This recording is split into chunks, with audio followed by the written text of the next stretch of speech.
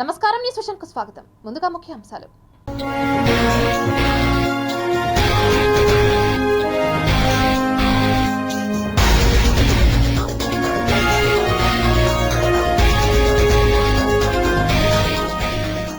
పాకిస్తాన్ కు నీళ్లు బంద్, రావి నది జలాలన్నీ ఇక భారత్కే. క్యాన్సర్ నివారణకు టాబ్లెట్, టాటా ఇన్స్టిట్యూట్ సంచలన విజయం. టీటీడీ ఉద్యోగుల వార్షిక క్రీడలను ప్రారంభించిన చైర్మన్ ఈవో, ఉద్యోగులు క్రీడా స్ఫూర్తితో పనిచేయాలన్న భూమన కరుణాకర్ రెడ్డి. నేటి నుండి ప్రారంభమైన ఇంటర్మీడియట్ పరీక్షలు, నిమిషం ఆలస్యమైన నో ఎంట్రీ. కాణిపాకం గణపయ్యకు భారీ విరాళం, 5 కోట్ల రూపాయలు విలువైన 20 బంగారు బిస్కెట్లు కానుక. కుప్పంలో నీటి కలహాలు, టీడీపీ వైసీపీ మధ్య హంద్రీనివా వార్.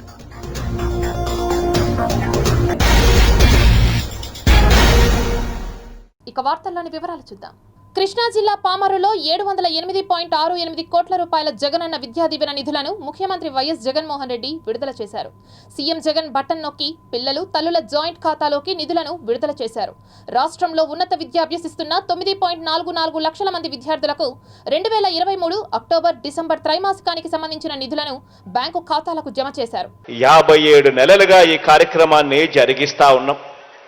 ఈరోజు గత త్రైమాసికానికి అంటే అక్టోబరు, నవంబరు, డిసెంబర్ త్రైమాసికానికి సంబంధించి ఆ 3 నెలల కాలానికి సంబంధించి ఆ పిల్లలకు ఖర్చయ్యే పూర్తి ఫీజు రీయింబర్స్మెంట్ను 9,45,000 మంది విద్యార్థులకు మేలు చేస్తూ నేడి కార్యక్రమం అయిపోయిన వెంటనే నేరుగా బటన్ నొక్కి ఆ పిల్లల, ఆ తల్లుల, వీరిద్దరి జాయింట్ అకౌంట్కు ఏకంగా 708 కోట్ల రూపాయలు నేరుగా పంపించడం జరుగుతుంది.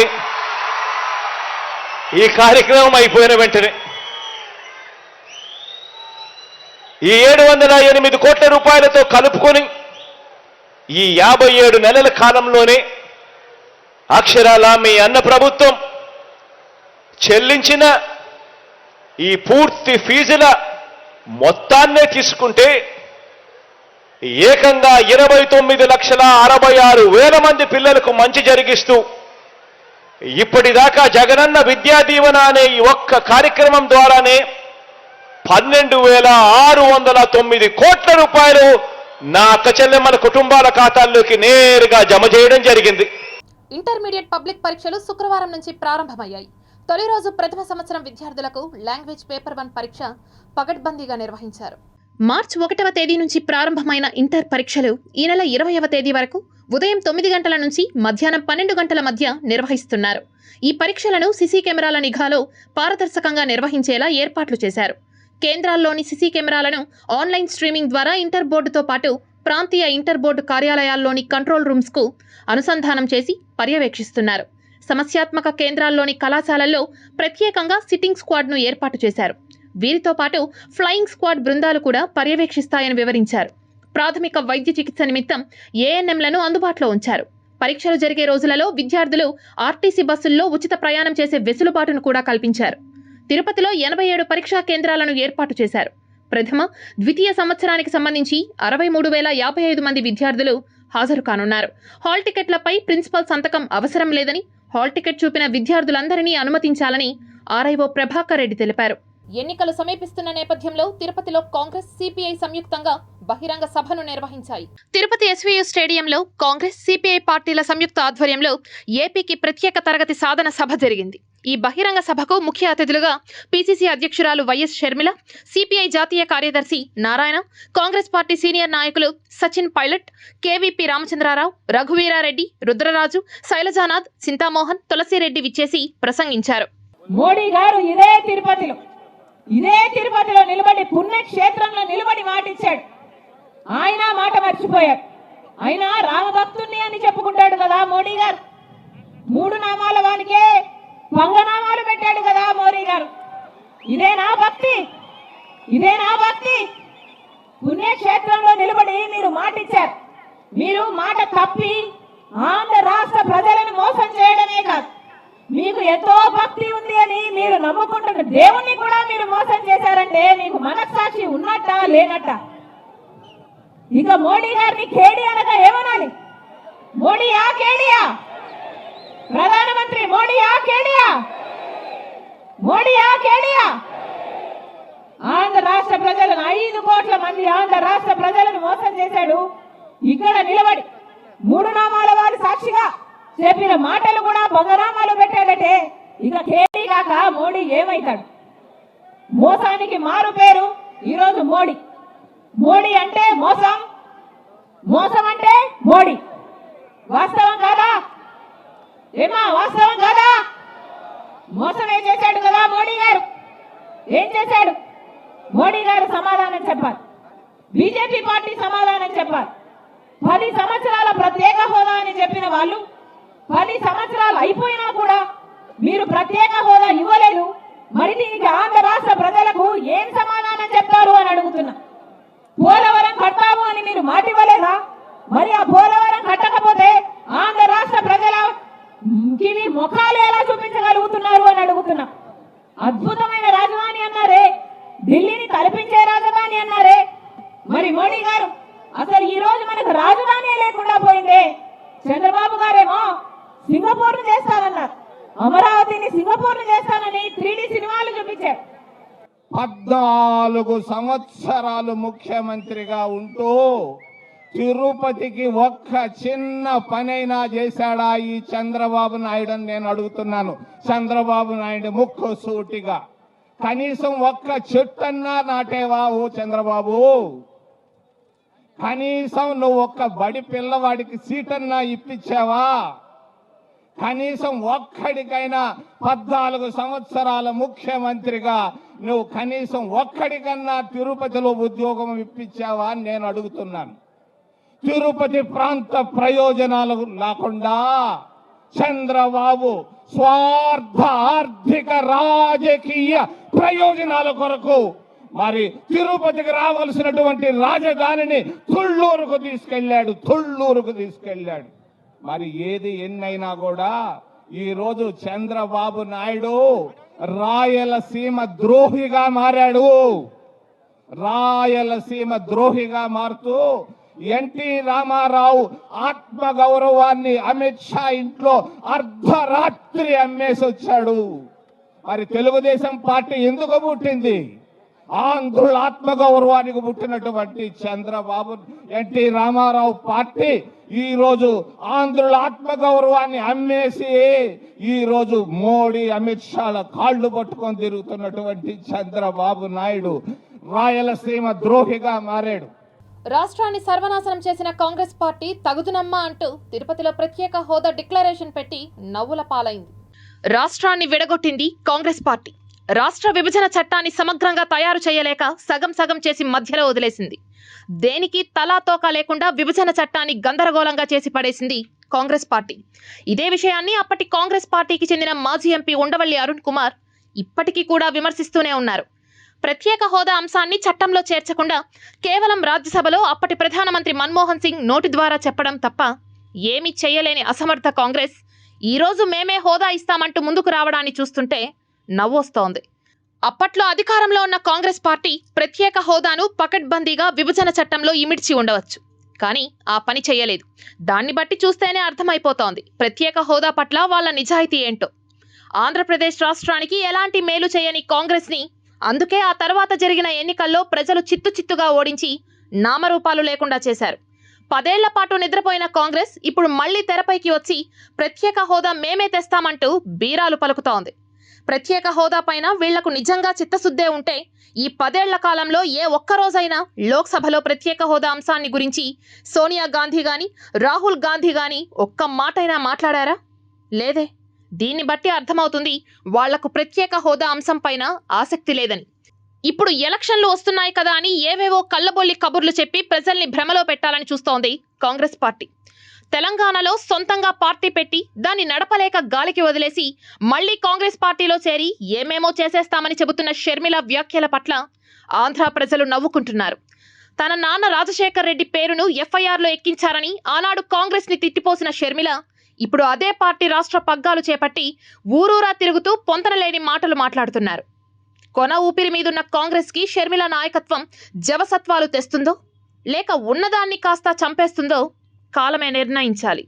శ్రీనివాస మంగాపురంలోని శ్రీ కళ్యాణ వెంకటేశ్వర స్వామి వారి ఆలయ వార్షిక బ్రహ్మోత్సవాలను తిరుమల తిరుపతి దేవస్థానం కన్నుల పండుగగా నిర్వహిస్తోంది.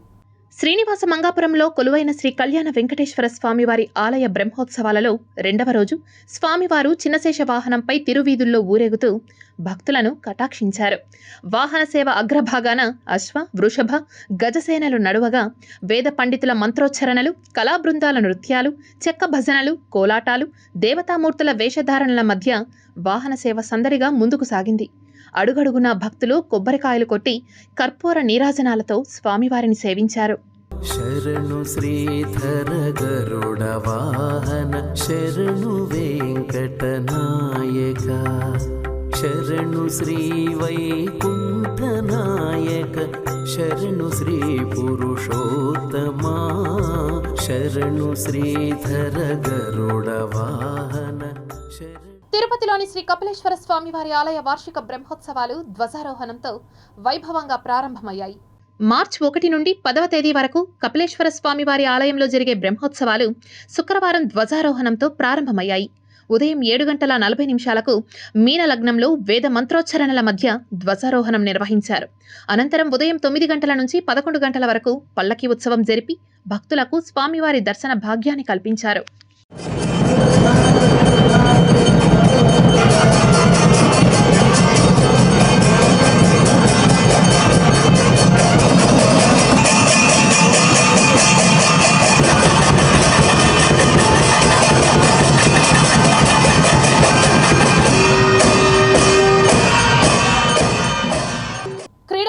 టీటీడీ ఉద్యోగులకు ఉన్న ఆసక్తిని గుర్తించి అలిపిరి వద్ద 10 కోట్ల రూపాయల వ్యయంతో ఇండోర్ ఆడిటోరియంను నిర్మాణం చేయాలని పాలక మండలిలో తీర్మానించినట్లు TTD board chairman MLA Bhumana Karunakar Reddy తెలిపారు.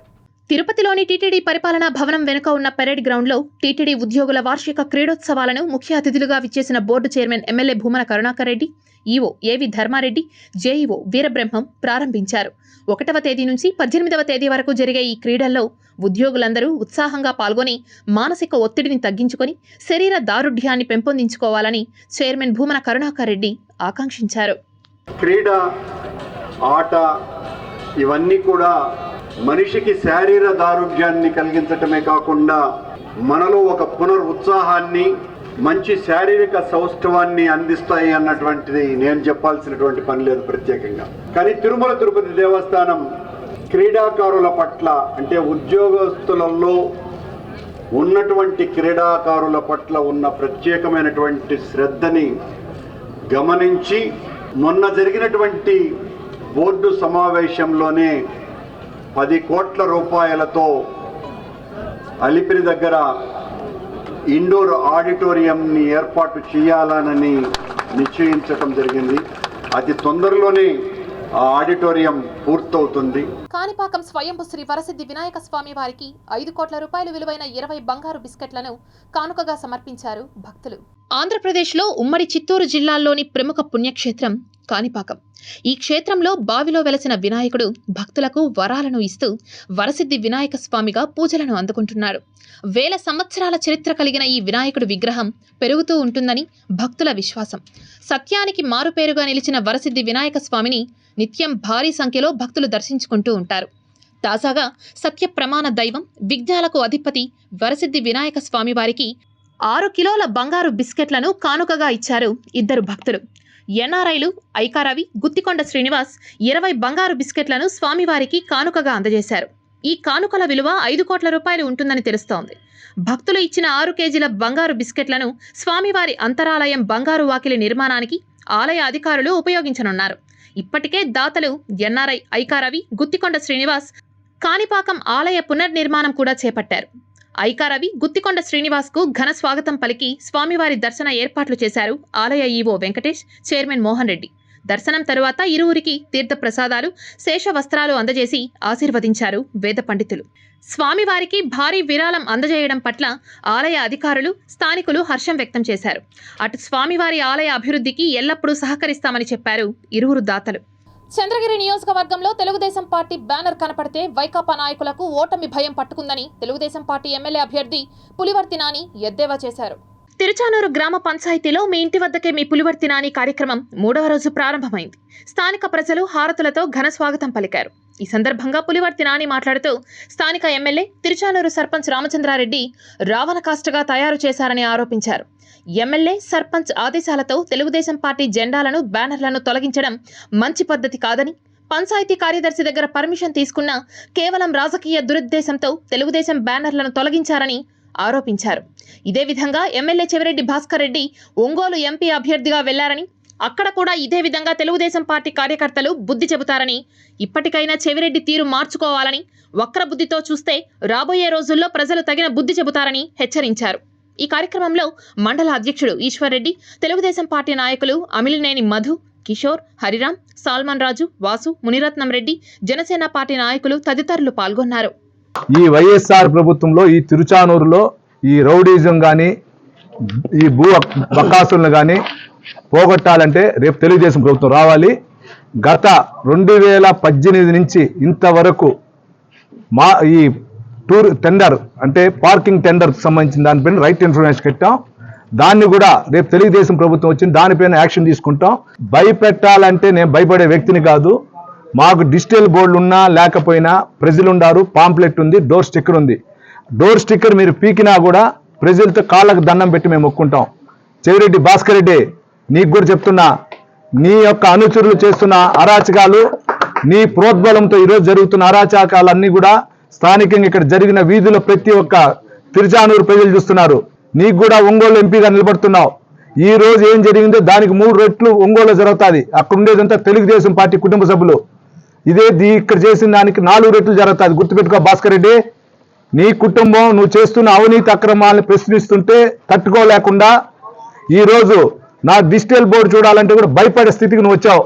అధిష్టానం ఆదేశం మేరకు చిత్తూరు ఎంపీగా వైసీపీ పార్టీ తరపున బరిలో ఉంటానని చిత్తూరు ఎంపీ రెడ్డప్ప స్పష్టం చేశారు. శుక్రవారం చిత్తూరు కలెక్టరేట్ కార్యాలయంలో విద్యా దీవెన కార్యక్రమానికి హాజరైన ఎంపీ రెడ్డప్ప మీడియాతో మాట్లాడుతూ గంగాధర నెల్లూరు అసెంబ్లీ నియోజకవర్గ అభ్యర్థిగా పోటీ చేస్తానని వచ్చిన వార్తలు నిజమే అయినా కొన్ని సమీకరణల దృష్ట్యా తిరిగి చిత్తూరు ఎంపీగా పోటీ చేస్తానని ఆయన పేర్కొన్నారు. తాను ఎంపీగా 5 సంవత్సరాల పాటు ప్రజలకు చేసిన సేవలు, అభివృద్ధి కార్యక్రమాలే తనను తిరిగి ఎంపీగా గెలిపిస్తాయని రెడ్డప్ప ధీమా వ్యక్తం చేశారు. ఇప్పటి వరకు అయితే గౌరవ ముఖ్యమంత్రి గారు చిత్తూరు ఎంపీగా రిజర్వ్ సీట్లో 2వసారి కూడా ఉండమని నన్ను అంటున్నారు. కాబట్టి నేను దానికి సుముఖంగా ఉంటానని మీకు అందరికీ తెలియజేసుకుంటున్నాను.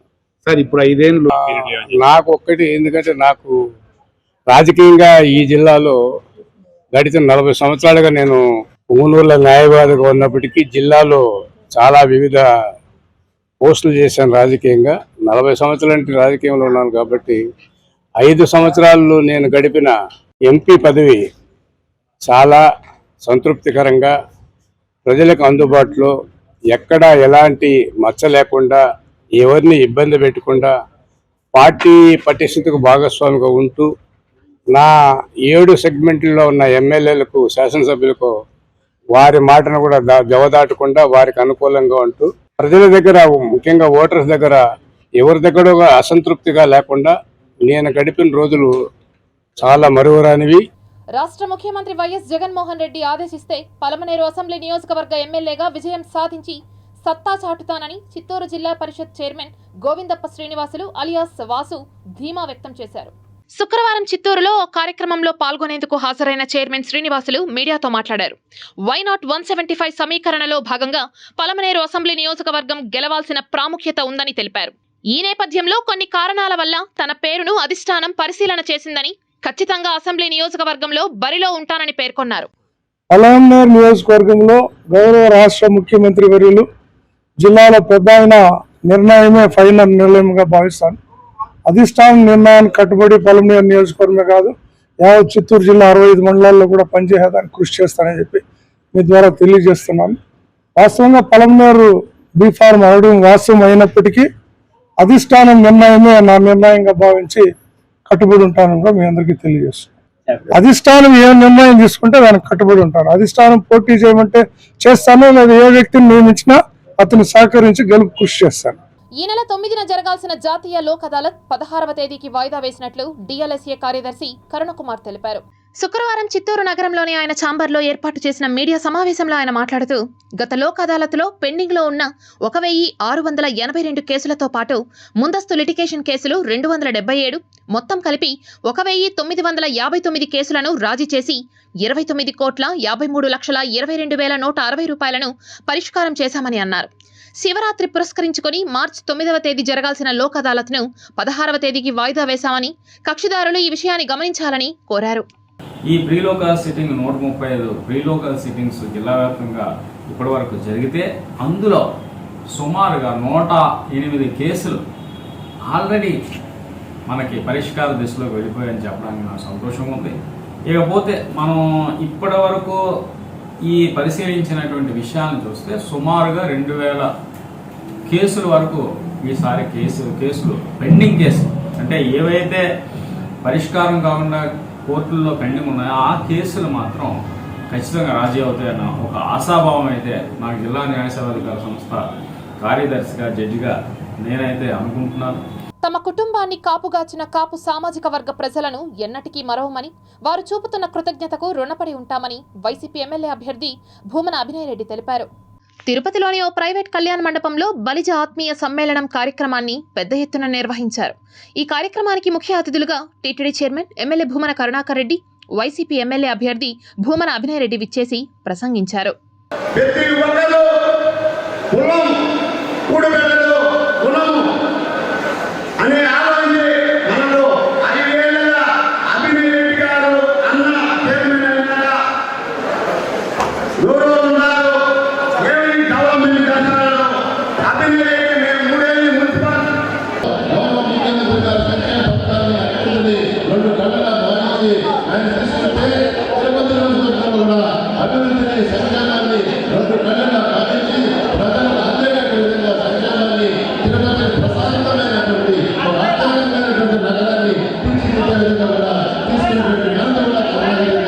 కుప్పం ద్రవిడ యూనివర్సిటీలో పనిచేస్తున్న తాత్కాలిక ఉద్యోగులు శుక్రవారం ఒక్కరోజు బంద్ చేపట్టారు.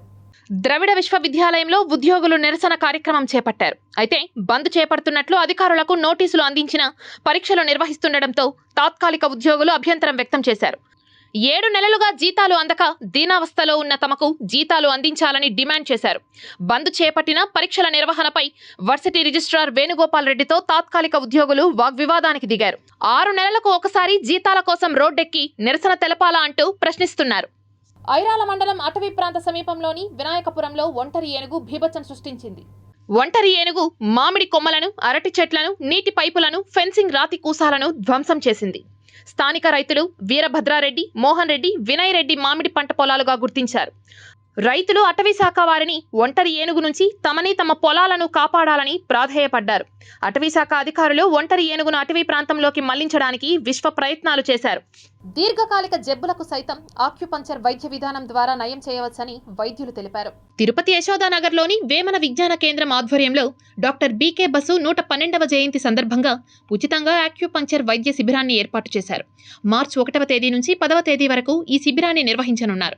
ప్రజలు ఈ అవకాశాన్ని సద్వినియోగం చేసుకోవాలని నిర్వాహకులు కోరారు. ఈ ఆక్యుపంక్చర్ వైద్య విధానాన్ని అనేక రకాల దీర్ఘకాల వ్యాధులకి వైద్యం చేయడానికి అవకాశం ఉంది. దీని ద్వారా తలనొప్పి, మెడ నొప్పులు, నడుము నొప్పి, కీళ్ళ నొప్పులు, ఆస్మా, అలర్జీ, సైనసైటిస్, ఈ టెన్షన్, హెడేక్, మైగ్రేన్, ఇన్సోమ్నియా, ముఖ్యంగా చాలామంది ఈ మధ్యకాలంలో నిద్ర లేదని చెప్పి నిద్రకు ట్యాబ్లెట్లు వేసుకోవడం, లేదంటే రాత్రంతా మొబైల్ చేతిలో పట్టుకొని మొబైల్స్ చూస్తూ ఉండడం, టీవీలు చూస్తూ ఉండడం, నిద్ర రాకపోవడం వల్ల వీటన్నిటికి కూడా చాలా వరకు ఆక్యుపంక్చర్లో పరిష్కారం ఉంది. సమస్యల పరిష్కారం కోసం స్విమ్స్ కార్మికులు చేపట్టిన రిలే నిరాహార దీక్షకు యాజమాన్యం స్పందించింది.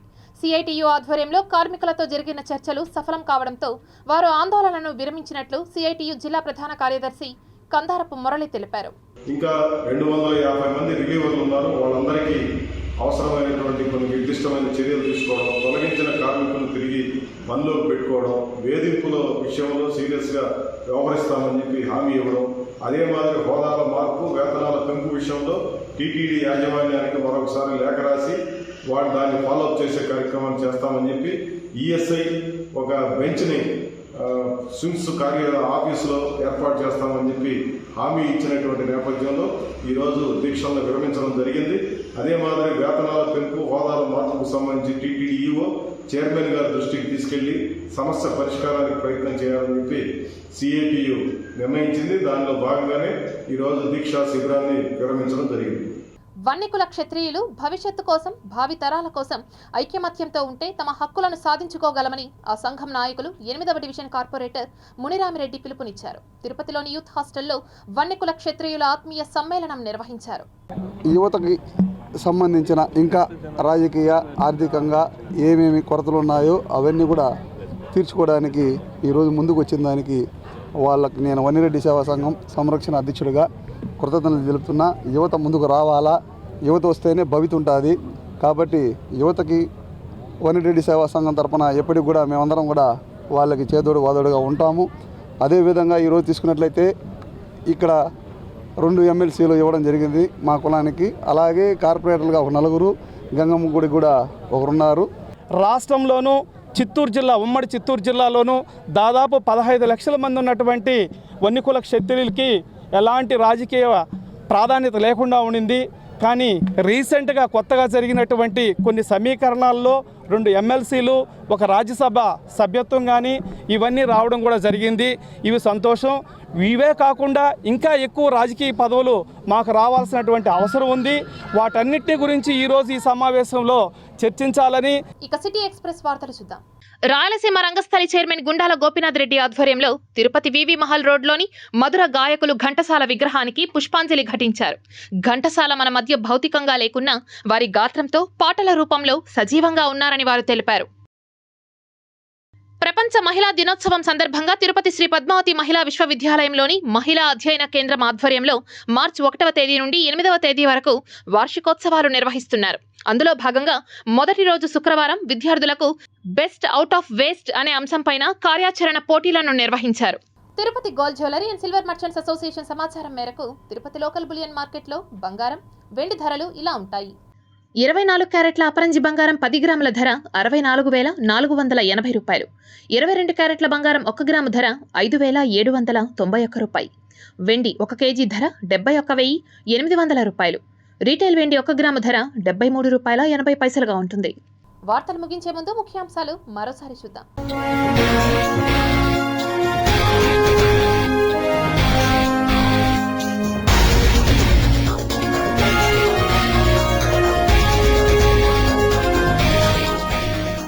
పాకిస్తాన్కు నీళ్లు బంద్, రావి నది జలాలన్నీ ఇక భారత్కే. క్యాన్సర్ నివారణకు టాబ్లెట్, టాటా ఇన్స్టిట్యూట్ సంచలన విజయం. టీటీడీ ఉద్యోగుల వార్షిక క్రీడలను ప్రారంభించిన చైర్మన్, ఈవో. ఉద్యోగులు క్రీడా స్ఫూర్తితో పనిచేయాలన్న భూమన కరుణాకర్ రెడ్డి. నేటి నుండి ప్రారంభమైన ఇంటర్మీడియట్ పరీక్షలు, నిమిషం ఆలస్యమైన నో ఎంట్రీ. కాణిపాకం గణపయ్యకు భారీ విరాళం, 5 కోట్ల రూపాయలు విలువైన 20 బంగారు బిస్కెట్లు కానుక. కుప్పంలో నీటి కలహాలు, టీడీపీ వైసీపీ మధ్య హంద్రీనివా వార్.